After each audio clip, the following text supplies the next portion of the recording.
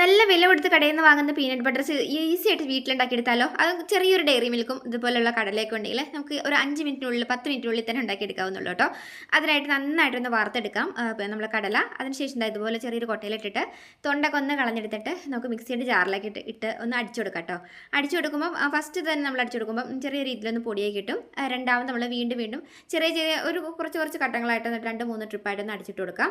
അടിച്ചടിച്ച് വരുമ്പം ഇതുപോലെ ചെറിയ രീതിയിൽ എണ്ണയൊക്കെ ഊർന്ന് ഒന്ന് സെറ്റായി വരും. ഇനി നമ്മൾ മൂന്നാമത് ഒന്നും കൂടെ അടിച്ചു കൊടുക്കുമ്പം ശരിക്കും അത് എണ്ണയൊക്കെ ഊർന്ന് ഒന്ന് സെറ്റായി വരും കേട്ടോ.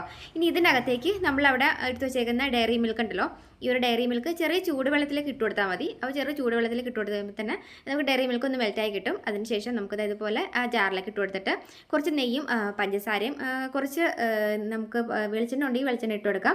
അതല്ലെങ്കിൽ നമുക്ക് കൊക്കോ പൗഡർ ഉണ്ടെങ്കിൽ കൊക്കോ പൗഡർ ഇട്ട് കൊടുക്കാം. ഇല്ലാച്ചും കുഴപ്പമൊന്നുമില്ല. നമുക്കത് ഇതുപോലെ പാലിൽ ചുട്ടെടുത്തിട്ട് നല്ലൊരു ടേസ്റ്റ് ആണ് ഇത്. പ്രത്യേകിച്ച് ഹോസ്റ്റൽ കുട്ടികൾക്കൊക്കെ നമുക്കത്